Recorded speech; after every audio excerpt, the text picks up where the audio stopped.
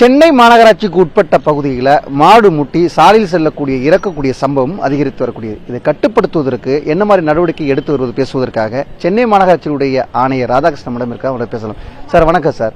ட்ரிபிள்கேணியில் ஒரு சம்பவம் நடந்துச்சு. அரும்பாக்கத்தில் ஒரு குழந்தைய முட்டி அந்த காயம் ஏற்பட்டக்கூடிய சம்பவம் நடந்துச்சு. தற்போது நங்கநல்லூர் பகுதியிலும் இதே போல நிலையடிது. இது கட்டுப்படுத்துவதற்கான என்ன மாதிரி நடவடிக்கை எடுத்திருக்கீங்க? அதை ஃபர்ஸ்ட் நம்ம அந்த சப்ஜெக்டை ஒரு ஃபுல்லாக இதை புரிஞ்சுக்கணும்.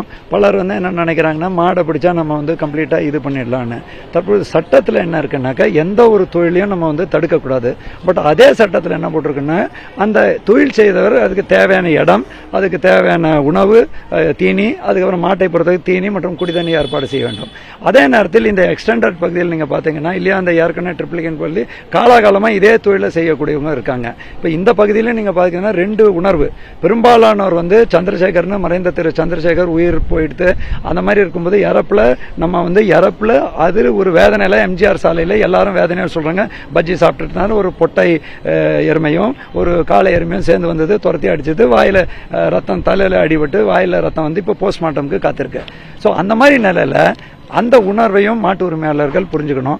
அதே நேரத்தில் அவர்கள் சைடில் அவங்க ரிப்பீட்டடாக சொல்கிறாங்க, நாங்கள் இதுவரைக்கும் 4237 மாடுகள் கடந்த ஆண்டு, இந்த மாதம் இதுவரைக்கும் 42 மாடுகள், நேற்று இரவு 14 மாடுகள், ஒரு நம்ம பஃபலோ எருமை உட்பட பிடிச்சிருக்கோம். பட் இப்போ இருக்கிற சட்டத்தில் என்னன்னாக்கா இதை ஃபைனை முதல் தடவை இப்படி தான் 5000 உயர்த்தி போட்டாங்க. 2ஆம் நாள்லேருந்து 1000 ரூபாய் மெயின்டெனன்ஸ். அதுக்கப்புறம் 2ஆம் தவணை பிடிபட்டால் இப்போ உள்ள இருக்க மாடு 2ஆம் தவணை பிடிபட்டிருக்கு, அதை பிடிட்டா 10,000. அதுக்கப்புறம் 2ஆம் நாள்ல இருந்து பட் அவங்க வந்தா திருப்பி கொடுக்கணும். அதான் சட்டம். ஸோ இப்போ இதுக்கு இடைப்பட்ட இதில் உணர்ச்சி டெஃபினட்டா இந்த இறந்த போது நமக்கு இந்த சப்ஜெக்ட்ல உணர்வுபூர்வமாக இருக்கு. மாநகராட்சி கடுமையாக அந்த மாதிரி தெருவில் விட்டு அதனால் இறப்பு மற்றும் இழப்பு காயம் ஏற்படும் வகையில் செயல்படக்கூடாதுன்னு அவங்ககிட்ட வெளிக்கொடுத்தோம். அதே நேரத்தில் நீங்களே கண்கூடா பார்த்தீங்க மாட்டு உரிமையாளர் எவ்வளோ உணர்ச்சி பொங்க பேசுறாங்க என்றால் அவங்களுக்கு அது தான் வாழ்வாதாரம். ஸோ அதுலேயும் நம்ம அவங்களுக்கு மாற்று ஏற்பாடு கேட்குறாங்க.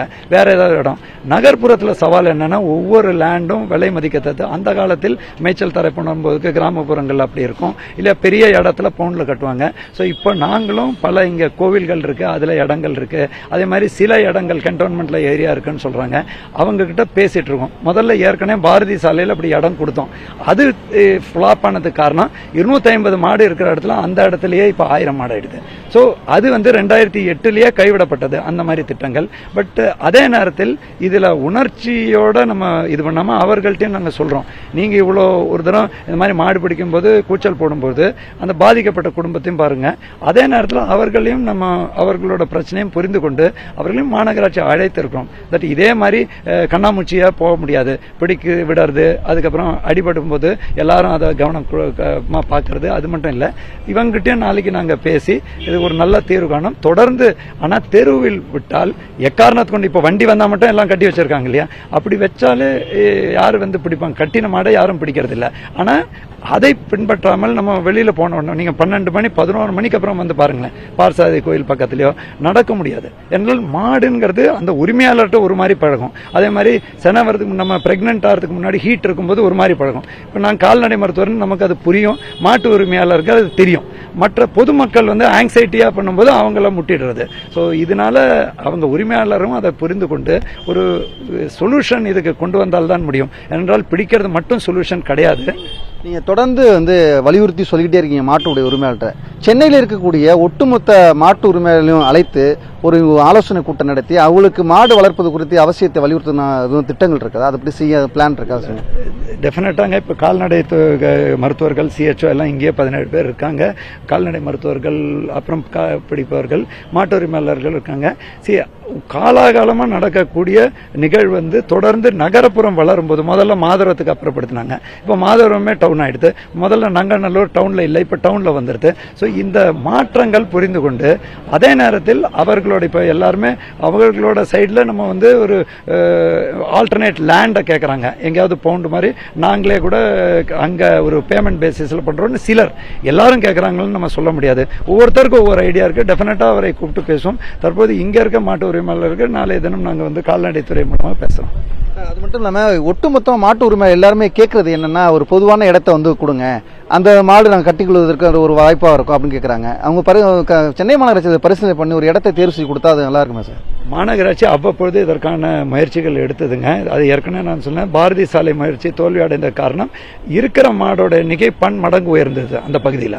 ஸோ நம்ம இருக்கிற மாடை அதே மெயின்டைன் பண்ணுறதுக்கு நம்ம இடம் தேடி கொடுக்கலாம். பட் தொடர்ந்து இந்த பகுதியை நம்ம வந்து இல்லை நாங்கள் வந்து இன்க்ரீஸ் பண்ணிகிட்டே போவோம். இப்போ பல ஏரியா நீங்கள் பர்டிகுலர்லி இந்த இது முகலிவாக்கம் அந்த சைடு போனீங்கன்னா எங்கேயோ கட்டியிருக்கிறாங்க, கறக்கிறதுக்கு ஒரு தெருவில் வந்துடுறாங்க. அந்த தெருக்காரங்க சண்டை. இங்கே கூட பார்த்தா எவ்வளோ உணர்ச்சி பொங்க அவங்களோட அதை நம்ம மதிக்கிறோம். அவங்களோட ஃபீலிங்ஸை நம்ம வந்து குறை சொல்கிறதோ இல்லையா, அதை நம்ம வந்து அவங்க ஃபீல் பண்ணுற மாதிரி அவங்கள மிரட்டெல்லாம் இருக்கிற எண்ணம் மாநகராட்சி கிடையாது.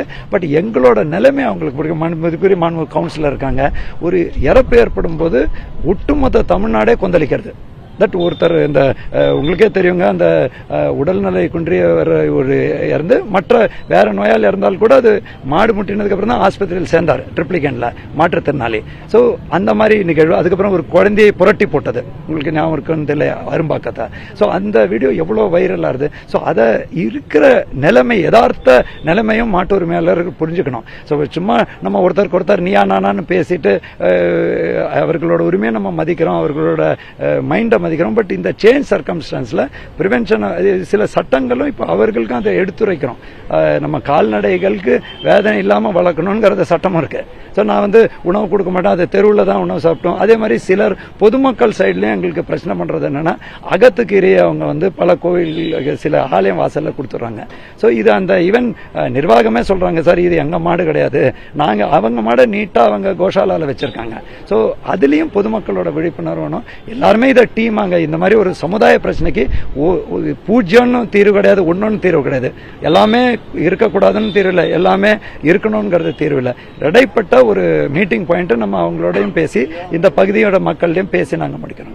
தேங்க்யூ. மாடு வளர்ப்பவர்கள் வந்து பாதுகாப்பான முறையில் மாடுகளை வளர்க்க வேண்டும் கூறியிருக்காங்க. புதிய தலைமுறைக்காக ஒளிப்பதிவாளர் ஆனந்த், தங்கத்துடன் செய்தியாளர் ஆனந்தன்.